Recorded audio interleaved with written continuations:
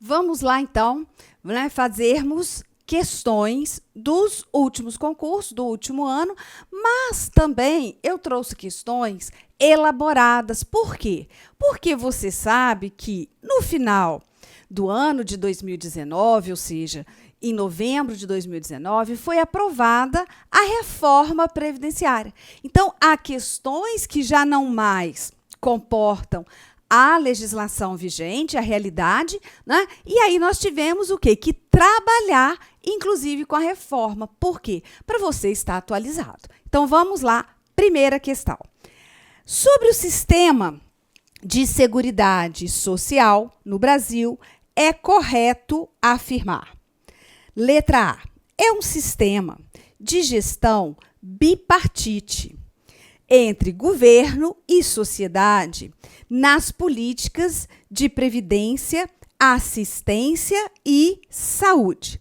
Ora, acontece que, na verdade, a Seguridade Social ela é conceituada como um conjunto integrado de ações, né, de iniciativa dos poderes públicos e da sociedade destinadas a assegurar os direitos à saúde, previdência e assistência social. Mas a gestão, não. A gestão da Seguridade Social é quadripartite, com participação dos trabalhadores, empregadores, governo e aposentados. Então, a letra A, impossível. Letra B. São princípios da Seguridade Social a universalidade da cobertura de atendimento, a uniformidade e equivalência dos benefícios e serviços às populações urbanas e rurais, a seletividade e distributividade na prestação dos benefícios e serviços e a irredutibilidade do valor dos benefícios. Veja, esses princípios da Seguridade Social, eles estão dispostos no parágrafo único, anote, do artigo 194 da Constituição, quando lá fala que a Seguridade Social deverá ser organizada com base nos seguintes objetivos. Ah, professora, mas aqui está falando universalidade da cobertura de atendimento, né? Sim, na verdade, o que está escrito lá é da cobertura e do atendimento. Mas você vai perceber que, entre as alternativas, eu não tenho uma melhor do que esta, tá? Então, nesse caso, esses princípios estão corretos. Vamos, por enquanto, ficar como correta a letra B. Letra C. A saúde é um sistema não contributivo, correto. Mas a previdência e assistência social são contributivas por ocasião dos benefícios previdenciários e do amparo assistencial ao idoso e ao deficiente. Falso. A assistência social, ela será prestada independentemente de contribuição à Seguridade Social. Dos três, saúde, previdência e assistência social, o único pilar da Seguridade Social que é contributivo é a previdência. Então, letra C, também não. Letra D. A diversidade na base de financiamento da Previdência Social e seu custeio é realizado pelas contribuições do empregador, da empresa e da entidade a ela equiparada na forma da lei, do trabalhador e dos demais segurados da Previdência Social. Certo. Certo, porque essas duas contribuições que estão previstas no artigo 195, né, são exatamente que vão financiar a Previdência. Agora, veja, não incidindo contribuição sobre aposentadoria e pensão concedidas pelo regime geral de Previdência Social, também correto, bem como do importador de bens ou serviços do exterior ou de quem a ele equiparar. Veja, Esta contribuição do importador não é uma contribuição para o custeio da Previdência Social, mas da Seguridade Social. Nós temos as contribuições que financiam todo o sistema, mas especificamente que financiam a Previdência são aquelas previstas no artigo 195, inciso 1, a linha A e inciso 2, das empresas, dos empregadores, né, sobre a folha de salários e demais rendimentos e também a dos trabalhadores e demais segurados do regime geral. Então, nesse caso, está errada a letra D. E vamos para a alternativa E.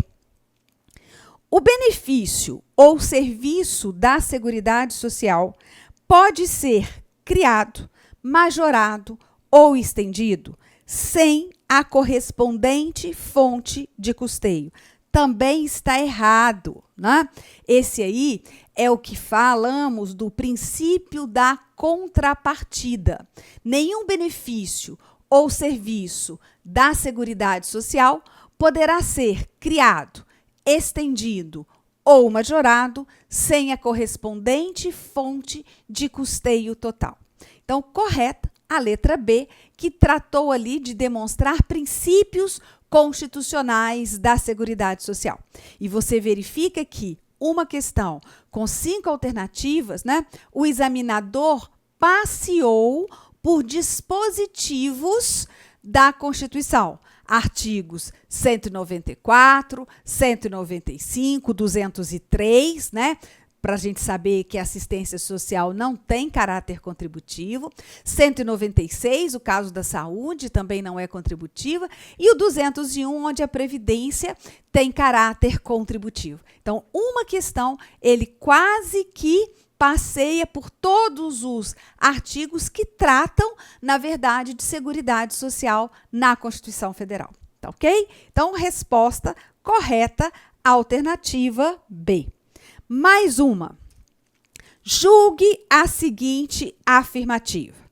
O princípio da diversidade da base de financiamento busca identificar em rubricas contábeis específicas para cada área as receitas e as despesas vinculadas a ações de saúde, previdência e assistência social, preservando o caráter contributivo da Previdência Social. Então, essa questão estilo CESP, certo ou errado?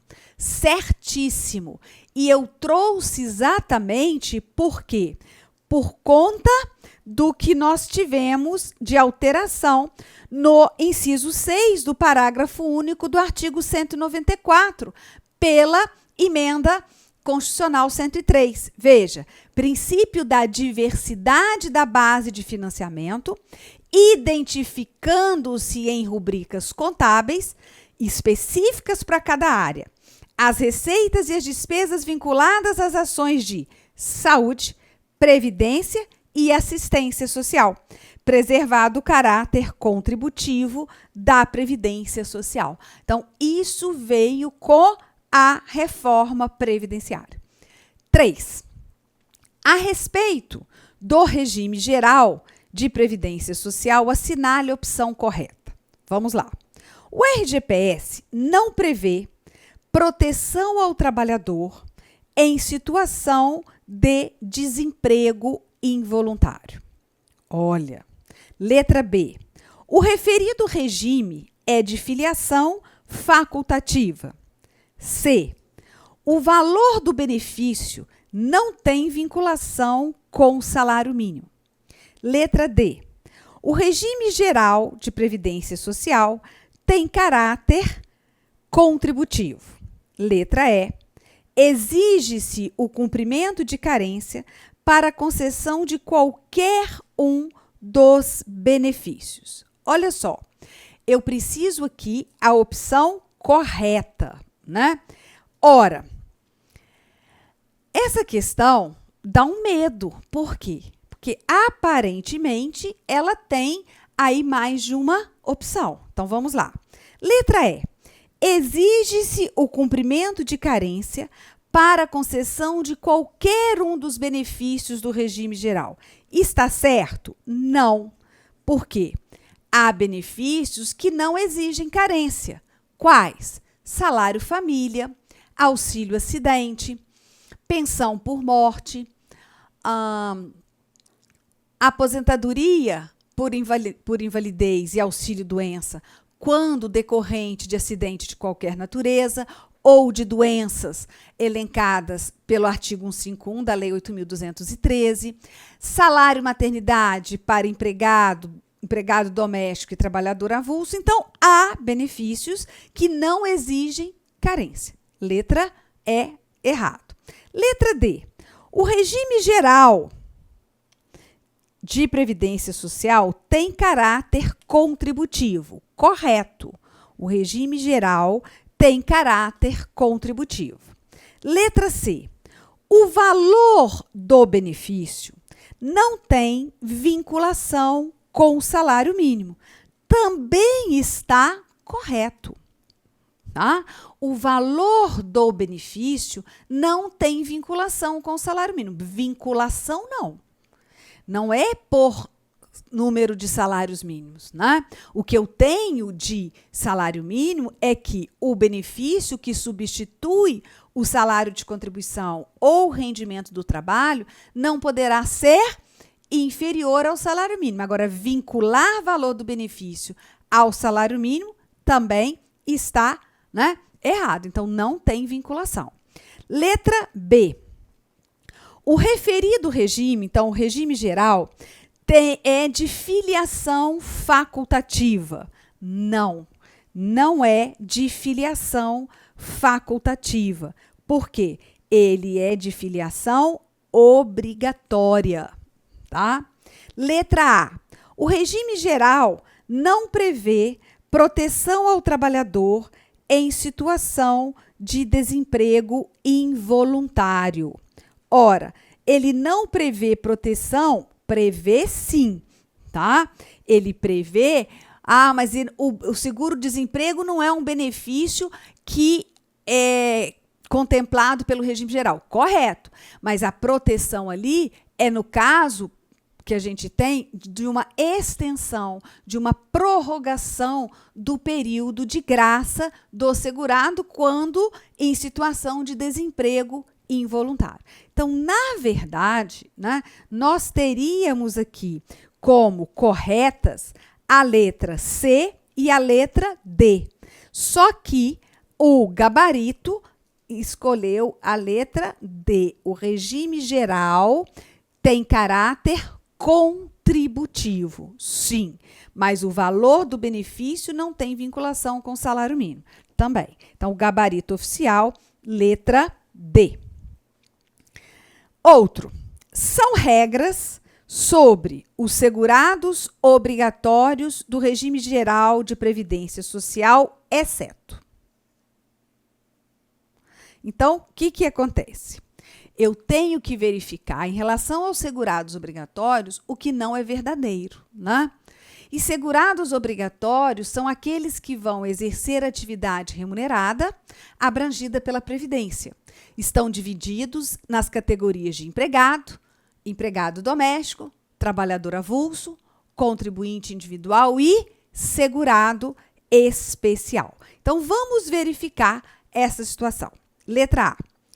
Olha, é segurado obrigatório do regime geral de previdência social como empregado aquele que presta serviço no Brasil, a missão diplomática ou a repartição consular de carreira estrangeira e a órgãos a ela subordinados ou a membros dessas missões e repartições.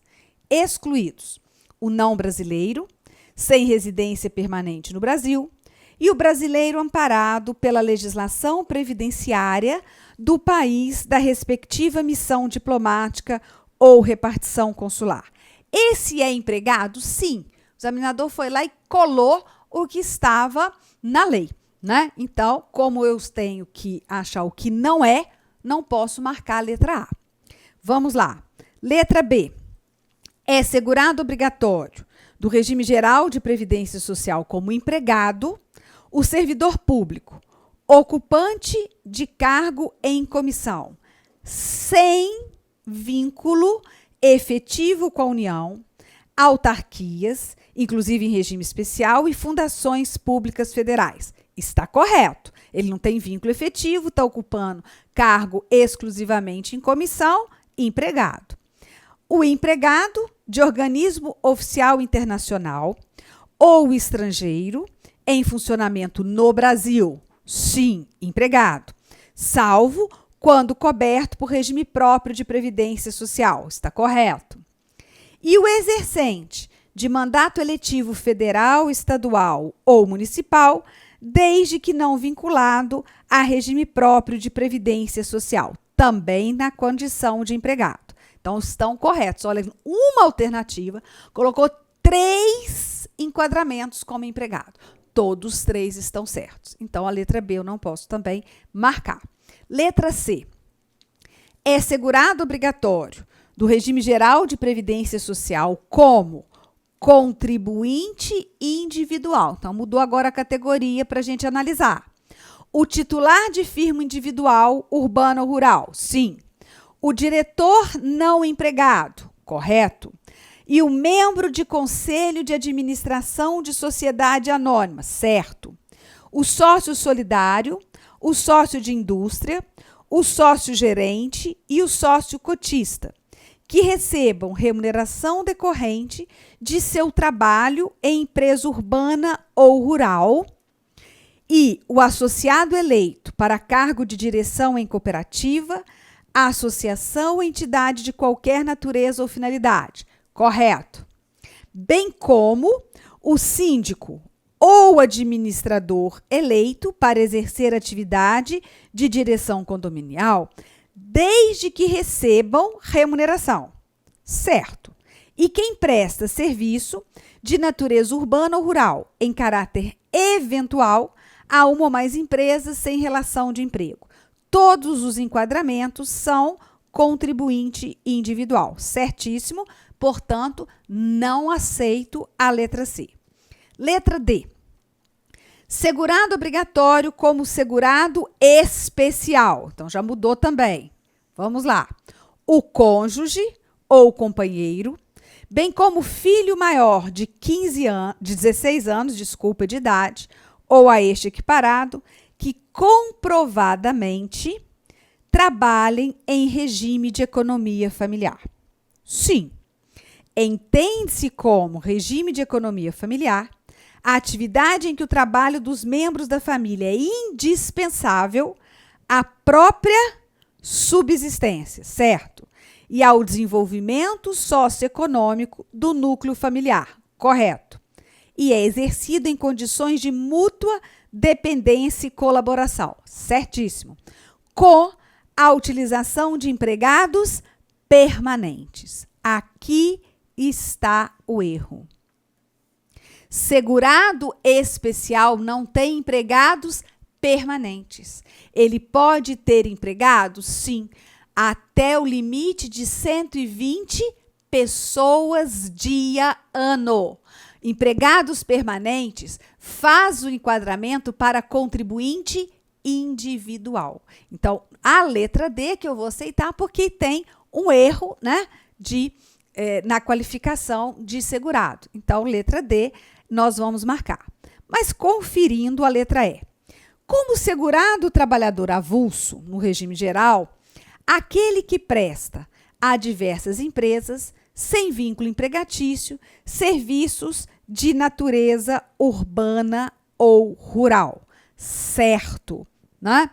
Aí, nesse caso, o mais correto seria serviços conforme definidos no regulamento, tá? Mas a letra D tá tão gritante, porque segurado especial não tem empregados permanentes, que nós vamos marcar exatamente a correta letra D, né? Letra D, a alternativa correta, certo? E seguindo, veja, sobre as regras do regime geral de previdência social, é correto afirmar: não será admitida a inscrição pós-mortem de segurado avulso, contribuinte individual e de segurado facultativo. Errado, né? Por quê? Porque a lei é clara, não é admitida a inscrição pós-mortem do segurado contribuinte individual e do segurado facultativo. Essa é uma alteração trazida pela Lei 13.846 de 2019. Olha que já veio, né, logo em seguida na prova. B.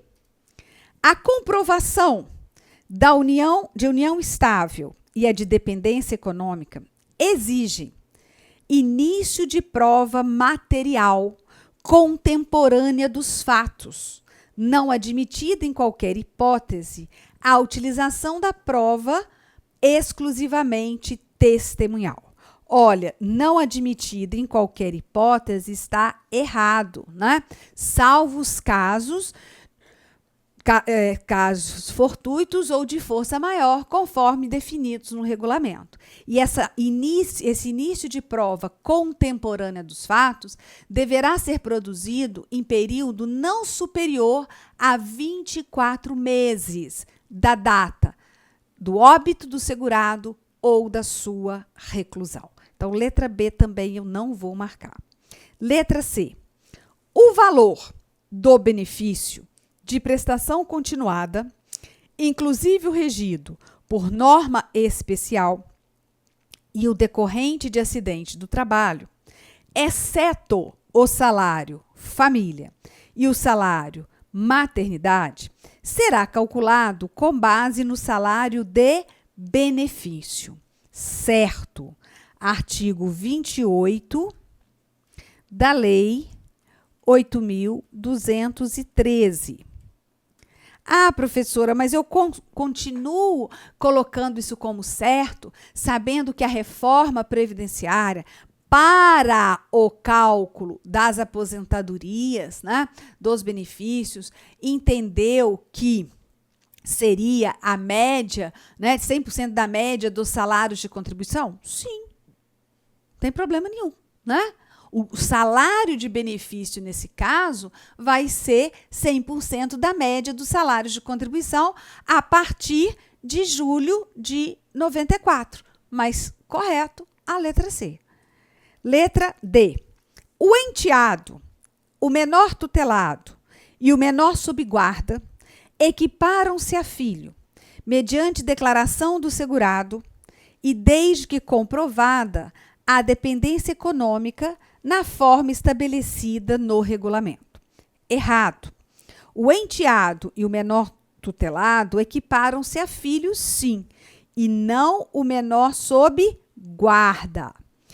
E essa aqui, mediante declaração do segurado, embora esteja na lei, a emenda constitucional, no artigo 23, parágrafo 6º, tá? A emenda constitucional 103, no seu artigo 23, parágrafo 6º, fala que exclusivamente o enteado e o menor tutelado, né, equiparam-se a filho e devem comprovar dependência econômica. Já não exige a declaração do segurado. Então, de qualquer maneira, a letra D está errado. Letra E. O valor da aposentadoria por invalidez e por idade do segurado que necessitar da assistência permanente de outra pessoa, será acrescido de 25%. Falso em relação à aposentadoria por idade. Correto em relação à aposentadoria por incapacidade permanente, que é o novo nome que se dá à antiga aposentadoria por invalidez. Então, portanto, a alternativa correta, como nós já tínhamos visto, a alternativa C. Seguindo, julgue o item. Equiparam-se a filho para fins de recebimento da pensão por morte, exclusivamente o enteado e o menor tutelado, desde que comprovada a dependência econômica. Certo, olha, enteado e o menor tutelado, desde que comprovada a dependência econômica. Certíssimo. certíssimo. E é o que diz, como eu já tinha falado para você, o parágrafo 6º, né, do artigo 23 da Emenda Constitucional 103. Então, agora, né, a própria posição do STJ de entender que o menor sob guarda teria esse direito já não vai mais valer, porque a Emenda Constitucional vem exclusivamente enteado e menor tutelado. Tá ok? Vamos lá. Com base nas disposições legais referentes ao regime geral de previdência social, julgue o item seguinte. Situação hipotética. Aline, segurada da Previdência Social, sofreu um acidente de trânsito enquanto se deslocava de sua residência para o seu local de trabalho, onde exerce a função de balconista. Nessa situação, o acidente do qual Aline foi vítima equipara-se a acidente do trabalho. Presta atenção, certo ou errado? Atualmente, errado. Professora, mas é acidente de trajeto. Equipara-se ao acidente do trabalho. Equiparava-se, tá? Está errado. Por que está errado? Porque a medida provisória 905 de 2019, ela revoga a linha D, lá do inciso 4 do artigo 21, né, da Lei 8.213. Então, ela retira o acidente de trajeto como equiparado a acidente do trabalho. Então, você está atualizado agora, tá ok? A MP está em vigor? Sim. Né? Ela ainda não foi apreciada pelo Congresso Nacional, tá ok? Vamos seguindo. Julgue o item seguinte. A Previdência Social ajuizará ação regressiva contra os responsáveis nos casos de violência doméstica e familiar contra a mulher, nos termos da Lei Maria da Penha. Olha, eu já vi, professora, ação regressiva contra a empresa que descumprir as normas de segurança e higiene do trabalho. Sim, mas agora o artigo 120 da Lei 8.213 prevê também que seja proposta ação regressiva contra o responsável, né, pela violência doméstica e familiar contra a mulher, nos termos da Lei Maria da Penha. Portanto, está certo o item. Seguindo. As mini-reformas previdenciárias introduziram diversas alterações para a legislação previdenciária em 2019. Sobre as recentes modificações legais, letra A. A pensão por morte do servidor público será devida ao conjunto dos dependentes do segurado que falecer, aposentado ou não, a contar da data do óbito, quando requerida em até 120 dias após o óbito para os filhos menores de 16 anos. Está certo? Não. Não está certo. Quando ele fala as mini-reformas, foram as medidas provisórias, né? MP 871, MP 870, depois nós tivemos a lei de conversão, 13.846, a lei 13.847, foram feitas realmente mini-reformas, naquilo que a lei poderia alterar. Só que, nesse caso, a pensão por morte do servidor público federal, tá? Ela é devida desde o óbito para filhos menores de 16 anos, se requerida em até 180 dias, e não 120. E para os demais, se requerida em até 90 dias. Então, aqui também, ó, em até 60 dias, está errado. A contar do requerimento, quando referida após o prazo de 180 ou 90, né? Ou da decisão judicial na hipótese de morte presumida. Então, letra A, errado. Letra B. O INSS manterá programa permanente de revisão da concessão e da manutenção dos benefícios por ele administrados, a fim de apurar irregularidades ou erros materiais. Certo. Na hipótese de haver indícios de irregularidade ou erros materiais na concessão, na manutenção ou na revisão do benefício, o INSS notificará o beneficiário, o seu representante legal ou o seu procurador, para apresentar defesa, provas ou documentos dos quais dispuser, no prazo de 45 dias, no caso de trabalhador urbano, e 90 dias, no caso de trabalhador rural individual e avulso, agricultor familiar ou segurado especial. Gente, esse aí foi o programa que veio com a Lei 13.846, né? Exatamente da melhoria na apuração de irregularidades na concessão e na manutenção do benefício. Mas esses prazos estão errados, tá? No caso, prazo de 10 e 30 dias, tá ok? 10 e 30 dias. Vamos lá. Letra C. As provas de união estável e de dependência econômica exigem início de prova material contemporânea dos fatos, certo? Produzido em período não superior a 24 meses anterior à data do óbito ou do recolhimento à prisão do segurado, certo? Não admitida a prova exclusivamente testemunhal, sem exceção, errado. Né? Nós temos exceção no caso fortuito ou ocorrência de caso de força maior. Então, letra C, no finalzinho, errou. Letra D.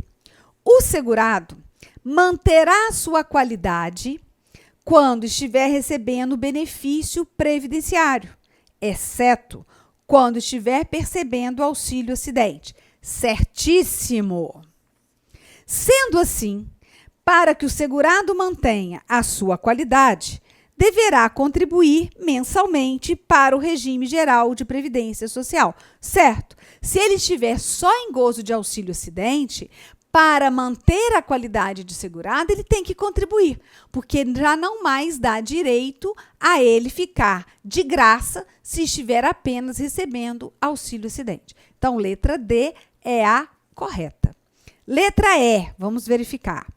O salário de benefício do segurado que contribuir em razão de atividades concomitantes será calculado com base na soma integral dos salários de contribuição da atividade principal e proporcionalidade dos salários de contribuição das atividades secundárias exercidas na data do requerimento ou do óbito ou no período básico de cálculo. Este valor será limitado ao teto previdenciário. Ora, não tem essa proporcionalidade, vai somar. É a nova redação do artigo 32 da Lei 8.213. Então, portanto, a letra E está errada. Correta, alternativa D. Tá? Alternativa D, desculpa, né?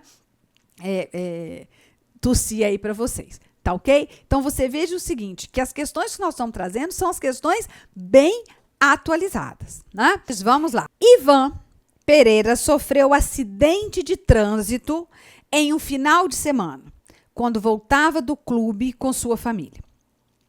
O mencionado segurado recebeu auxílio-doença por 1 ano. Posteriormente, o seu auxílio-doença foi diretamente convertido em aposentadoria por invalidez, a qual teve duração de 4 anos e meio. Após este período, o INSS a cancelou sobre a alta da aposentadoria por invalidez, caso. Então, vamos ver o que acontece aqui. Ele ficou 1 ano de auxílio-doença e contínuo 4 anos e meio de aposentadoria por invalidez. E aí, o INSS cancela o seu benefício, né? Se ele cancela é porque ele está recuperado. Após o quê? 5 anos e meio de ter recebido benefícios por incapacidade, contando auxílio doença e a aposentadoria por invalidez. Então, vamos ver o que a gente tem. Letra A. Ivan, caso Ivan retorne ao mercado de trabalho na antiga empresa, percebendo o mesmo salário, não poderá ser demitido, tendo em vista a sua estabilidade no emprego pelo acidente ocorrido. Não. Ele não tem estabilidade nenhuma. Ah, mas ele teve um acidente. Sim. Mas a estabilidade de que trata o artigo 118 da Lei 8.213 é a estabilidade do acidentado. Mas ele sofreu acidente. Acidente do trabalho.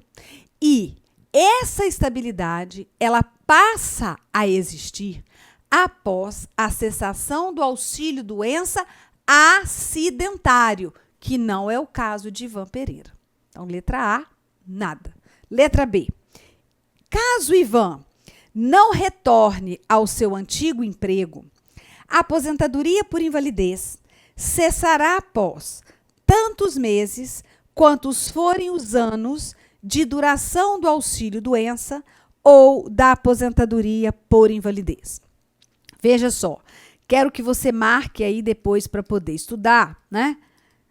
Artigo 47 da Lei 8.213, nossos alunos já têm esse material nos nossos slides, nas nossas aulas. Então, veja lá, se a recuperação do aposentado por invalidez superar 5 anos do recebimento de auxílio-doença e aposentadoria por invalidez, vai receber a chamada mensalidade de recuperação, o valor da aposentadoria por invalidez, por 18 meses, sendo integral nos primeiros 6, depois com uma redução de 50% nos próximos 6 meses e nos últimos 6 meses com uma redução de 75%. Esse de tantos meses quanto forem os anos é para quem se recuperou antes de completar 5 anos. Então, letra B, não. Letra C.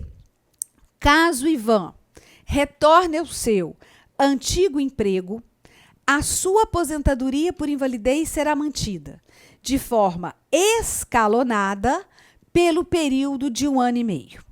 Isso ocorrerá como forma de indenização pelo período que esteve afastado. Olha só, nesse caso aqui, eu vou deixar suspenso. Por quê?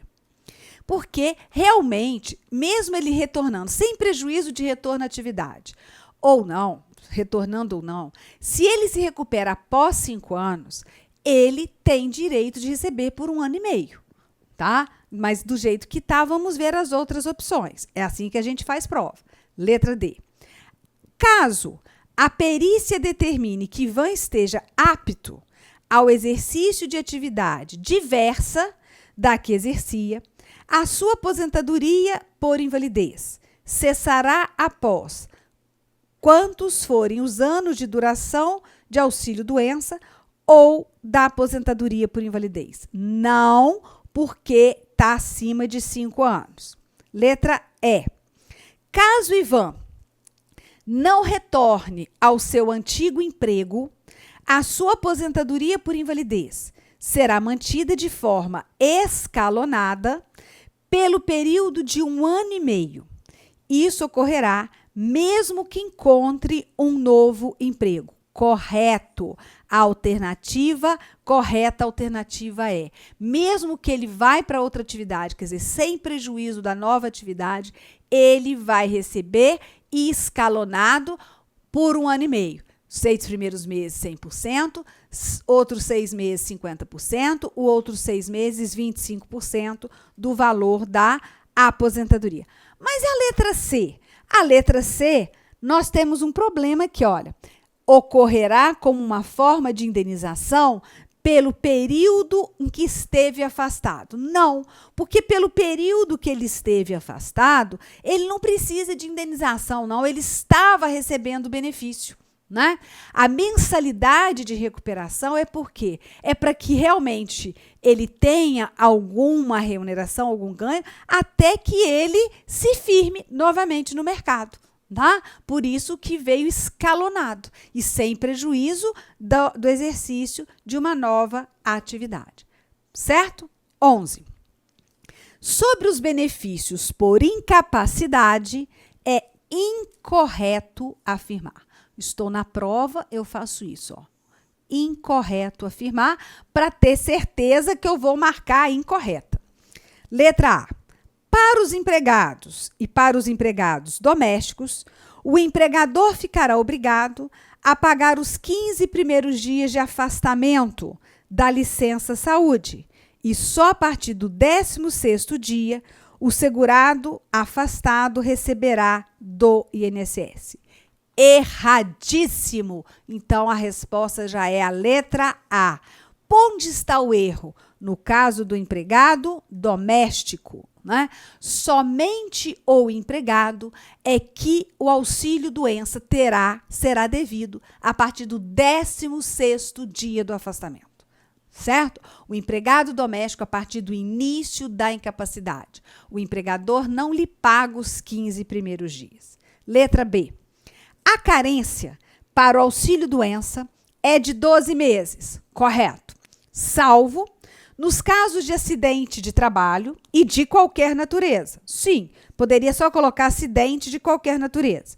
Bem como no caso de doenças e afecções especificadas em lista elaborada pelos Ministérios da Saúde e da Previdência Social. Está correto porque está nesses termos, no termo da lei. Só que nós não temos mais Ministério da Previdência Social. A Previdência Social hoje faz parte o quê? Do Ministério da Economia. Né? Letra C. Não haverá direito ao auxílio-doença nos casos de doença pré-existente, salvo quando a incapacidade sobrevier por motivo de progressão ou agravamento da doença ou da lesão. Certíssimo, né? Então tem antes era salvo, agora a lei fala exceto. Exceto nos casos, né, em que essa incapacidade sobrevier por agravamento ou progressão da doença. Letra D. Será pago um adicional de 25% no valor da aposentadoria por invalidez para aqueles que necessitam da ajuda permanente de terceiros, certo? Ou pode vir da assistência permanente de terceiros. Letra E. O auxílio acidente é um benefício por incapacidade que será pago ao segurado no término do auxílio-doença, decorrente de acidente de trabalho ou de qualquer natureza. Sim, deverá ser comprovada a redução da capacidade laboral para que haja direito ao benefício. Sim, né? Ela é uma indenização por perda parcial da capacidade laborativa. Então, letra E também está correta. Como a gente tinha que marcar errada, alternativa A. Vamos lá. Diante da situação apresentada, julgue o item a seguir. João é segurado especial há 20 anos e quer se aposentar. Não sabe qual é a idade mínima para que ele possa se aposentar e receber um salário mínimo de benefício. Pode-se afirmar que João terá que completar a idade mínima de 60 anos para se aposentar. Certo ou errado? Certo ou errado? Idade mínima de 60 anos, nesse caso, está correto, porque ele é um segurado especial e a reforma previdenciária não alterou a idade para eles. Então, está correto, né? Vamos lá. Olha aqui o inciso 2 do parágrafo 7º do artigo 201. é assegurada a aposentadoria no regime geral de previdência social, nos termos da lei, obedecidas as seguintes condições: 60 anos de idade, se homem, é o caso de João, 55 se mulher, para os trabalhadores rurais e para os que exerçam suas atividades em regime de economia familiar, nestes incluído o produtor rural, o garimpeiro e o pescador artesanal. Então, nesse caso, bastava que ele tivesse os 60 anos e os 15 anos, né, de efetivo exercício na atividade rural. Ah, não seriam 20? No caso, como ele já ingressou antes da reforma, 15 anos, certo? Correto? Vamos lá. Após completar 35 anos de contribuição para o regime geral de previdência social, João faleceu aos 60 anos de idade, deixando viúva sua esposa Maria, de 25 anos, com quem era casado há 5 anos. Nessa situação, julgue a afirmativa a seguir. A pensão por morte a ser concedida para Maria será equivalente a 60% do valor da aposentadoria a que teria direito o segurado se fosse aposentado por incapacidade permanente na data do óbito. Olha, eu já estou diante, né, da norma que entrou em vigor com a reforma previdenciária. João não é aposentado, tem 35 anos de contribuição e 60 anos de idade, morre e deixa apenas a esposa como sua dependente. Ora, ela tem direito à pensão por morte? Sim. Ela tem direito com que valor? Ele não era aposentado. Então, a pensão por morte, ela teve o seu cálculo alterado com a emenda constitucional 103. Não vai ser equivalente ao valor da aposentadoria por invalidez a que ele teria direito na data do óbito. Não. Vai equivaler a uma cota de 50% mais 10% para cada dependente. Só tem uma, então 60% do valor da aposentadoria por incapacidade permanente, esse é o novo nome, né? Por incapacidade permanente, que teria direito João, na data do seu falecimento. Então, veja, equivalente a 60% do valor da aposentadoria a que teria direito o segurado se fosse aposentado por incapacidade permanente na data do óbito. Certíssimo. Certíssimo. Aí eu trago para vocês o artigo 23 caput da emenda constitucional.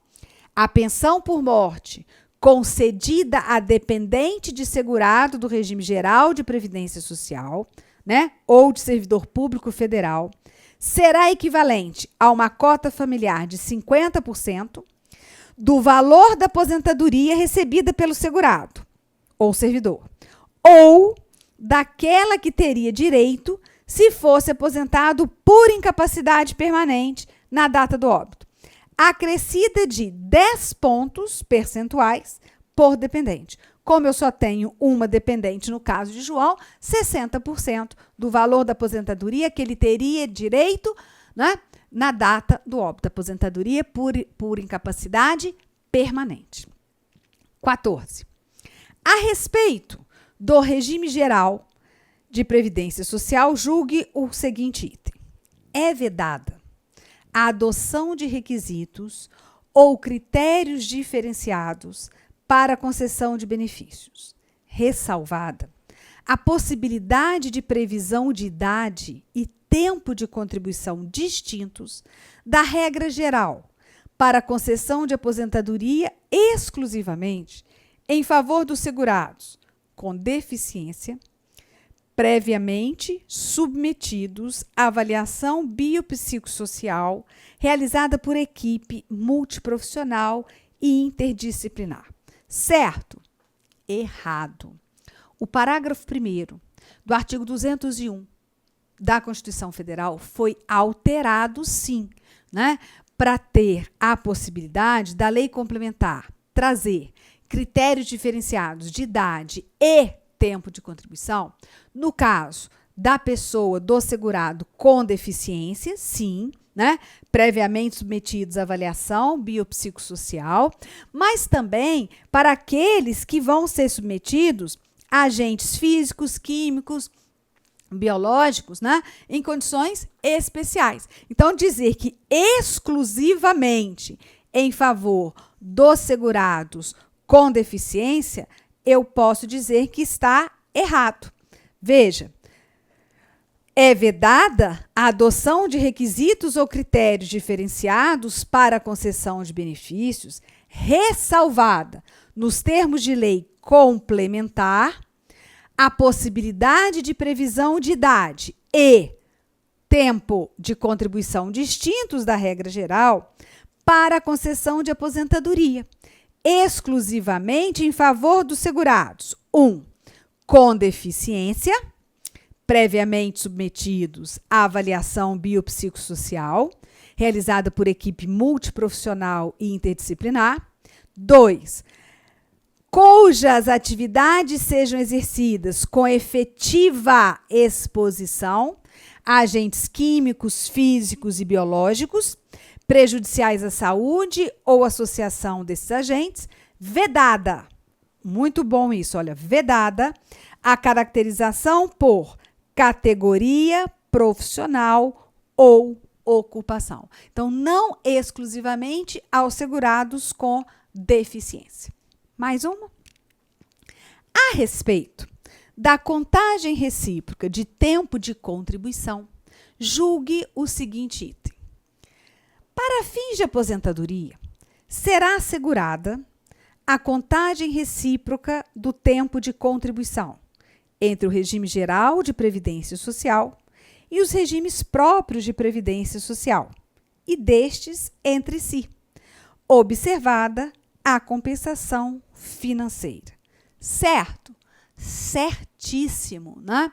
O parágrafo 9º do artigo 201 da Constituição Federal teve uma nova redação trazida pela Emenda Constitucional 103 que melhorou, né? Porque fala, olha, entre o regime geral e o regime próprio, ou mesmo entre os regimes próprios de previdência social, e tendo a compensação financeira. Veja, olha, observada a compensação financeira de acordo com os critérios estabelecidos em lei. Então, certíssima a questão. Seguindo, acerca do financiamento da Seguridade Social, julgue o item seguinte. Então, veja que até aqui nós tratamos o quê? Mais de benefícios, né? Focamos um pouquinho em pensão, aposentadoria, as aposentadorias chamadas especiais. Agora eu já estou mudando o foco. Vou passar para a parte de custeio. Veja, o segurado somente terá reconhecida como reconhecido, né, gente? Desculpa.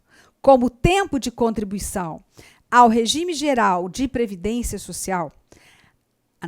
É conhecida mesmo. A competência cuja contribuição seja igual ou superior à contribuição mínima mensal exigida para a sua categoria. Assegurado o agrupamento de contribuições. Está certo? Ou seja, o segurado, quando for contar ali, né, como tempo de contribuição, só vão contar as contribuições que estejam no limite mínimo para cima. Aquelas que tenham sido pagas, né, com salário de contribuição abaixo do limite mínimo não serão computadas, mas podem ser agrupadas para fins, né, de aproveitamento. Certo? Certíssimo. Isso é o que tem no parágrafo 14 do artigo 195 da Constituição, incluído pela reforma previdenciária. Veja, o segurado somente terá reconhecida como tempo de contribuição ao regime geral, reconhecida a competência cuja contribuição seja igual ou superior à contribuição mínima mensal exigida para a sua categoria, assegurado o agrupamento de contribuições. Então, por exemplo, num mês ele contribuiu, trabalhou 10 dias, né, recebendo 1/3 do salário mínimo. Ora, o salário de contribuição dele ficou abaixo, então não vai contar. Mas no outro mês, ele trabalhou 20 dias, 2/3. Se agrupar essas duas, dá uma competência. Aí pode. Não vão contar as duas separadas, por quê? Como tempo de contribuição, porque elas estão abaixo do limite legal. Mas agrupando vai dar uma. Então, aí poderá. Certo? Próximo. A Seguridade Social será financiada por toda a sociedade, incluindo as contribuições sociais do trabalhador e dos demais segurados da Previdência Social, não podendo ser adotadas alíquotas progressivas de acordo com o valor do salário de contribuição e não incidindo contribuição sobre a aposentadoria e pensão concedidas pelo regime geral de previdência social. Ora, a Seguridade Social, ela tem como fonte de recurso as contribuições sociais elencadas lá no artigo 195 da Constituição, né? A União poderá instituir contribuição das empresas, dos empregadores, das entidades equiparadas à empresa na forma da lei, sobre o quê? Sobre a folha de salários e demais rendimentos pagos ou creditados a qualquer título no decorrer do mês a quem lhe presta serviço, mesmo sem vínculo empregatício. Contribuição incidente sobre a receita ou seu faturamento e sobre o lucro. Contribuição dos trabalhadores e dos demais segurados no regime geral. Contribuição do importador de bens e serviços do exterior ou de quem a lei a ele equiparar. Contribuição incidente sobre concursos de prognósticos. Então, nós temos ali a discriminação já de contribuições que podem vir, que vão financiar a Seguridade Social. No que diz respeito à contribuição do trabalhador, tá? A contribuição do trabalhador e dos demais segurados da Previdência Social, é correto dizer que não incidirá a contribuição sobre a aposentadoria e pensão pagas pelo regime geral, correto? Trata-se aí de quê? De imunidade tributária. Agora, não podendo ser adotadas alíquotas progressivas, está errado. O texto da Constituição agora diz o seguinte: podendo ser adotadas alíquotas progressivas de acordo com o valor do salário de contribuição. Então, nesse caso, o item vai estar errado, né? Veja o inciso 2 do artigo 195. A Seguridade Social será financiada por toda a sociedade, de forma direta e indireta, nos termos da lei, mediante recursos provenientes dos orçamentos da União, dos estados, do Distrito Federal e dos municípios. E, veja, das seguintes contribuições. E aí nós temos no inciso 2, do trabalhador e dos demais segurados da Previdência Social, podendo ser adotadas alíquotas progressivas de acordo com o valor do salário de contribuição. Essa foi a modificação que nós tivemos com a reforma. E aí, no caso, a reforma previdenciária, ela já traz para os empregados, empregados domésticos e trabalhadores avulsos, a aplicação de alíquotas progressivas a partir da competência de março de 2020, tá? A partir da competência de março de 2020, ok? Mais uma. Julgue o seguinte item. As contribuições sociais das empresas para financiamento da Seguridade Social poderão ter alíquotas ou bases de cálculo diferenciadas em razão da atividade econômica, da utilização intensiva de mão de obra, do porte da empresa ou da condição estrutural do mercado de trabalho. Certo ou errado? Certo ou errado? Para quem não viu a reforma, vai marcar certo. Mas está errado. Professora, mas eu sempre aprendi assim. Sim, eu também sempre dei aula assim, alíquotas ou bases de cálculo diferenciadas. Só que agora está errado, tá? E por que que está errado? O parágrafo 9º do artigo 195 sofreu modificação. Veja só. Então, vamos lá. As contribuições sociais previstas no inciso 1 do caput desse artigo. Então, quais são? As contribuições das empresas. Todas elas, tá? Das empresas, dos empregadores, das entidades equiparadas a empresas na forma da lei. Todas elas. Sobre a folha de salários e demais rendimentos, sobre a receita ou faturamento, sobre o lucro. Então, todas elas poderão ter alíquotas diferenciadas. Tá aqui base de cálculo? Não. Agora poderão ter alíquotas diferenciadas em razão da atividade econômica, da utilização intensiva de mão de obra, do porte da empresa ou da condição estrutural do mercado de trabalho. Vírgula, presta atenção. Sendo também autorizada a adoção de bases de cálculo diferenciadas apenas nos casos das alíneas B e C do inciso 1 do caput.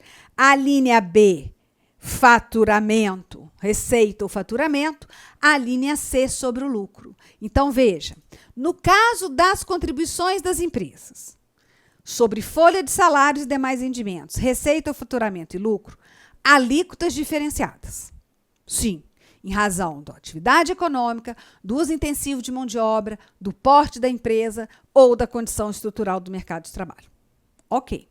Agora, se for para adotar base de cálculo diferenciada, só passa a ser permitida agora para quem?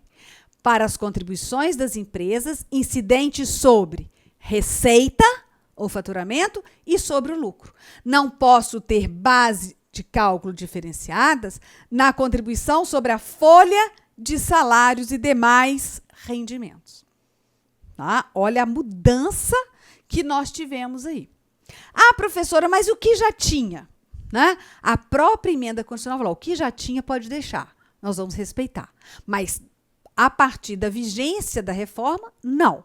Se for adotar base de cálculo diferenciada, apenas para as contribuições sobre a receita e sobre o lucro. Não cabe mais sobre a folha de salários e demais rendimentos. Entenderam? Tá? Gente, eu espero que vocês tenham tido um panorama, né, do que nós vamos enfrentar nos próximos concursos.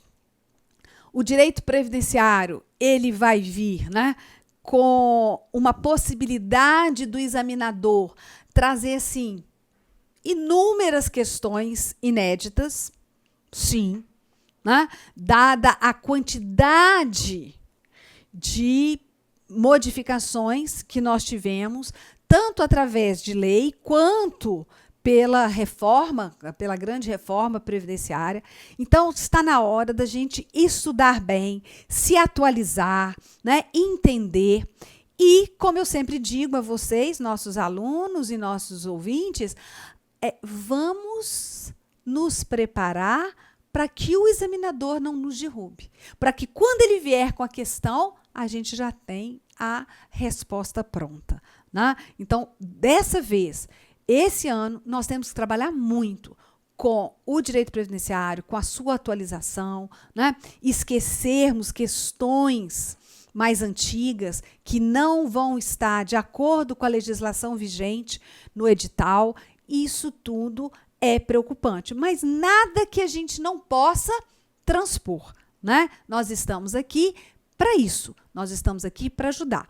Por isso, eu não trouxe apenas questões que foram abordadas nos concursos de 2019, mas já trouxe outras pensando na possibilidade do examinador já trazê-las, tá ok? Gente, muito obrigada por estar conosco, né? E, mais uma vez, convido a todos para o nosso curso, né, de tribunais e todos os outros que o CERS aí tenha, né, do seu interesse, do seu foco, do seu objetivo, e o direito previdenciário com você, tá ok? Um grande abraço.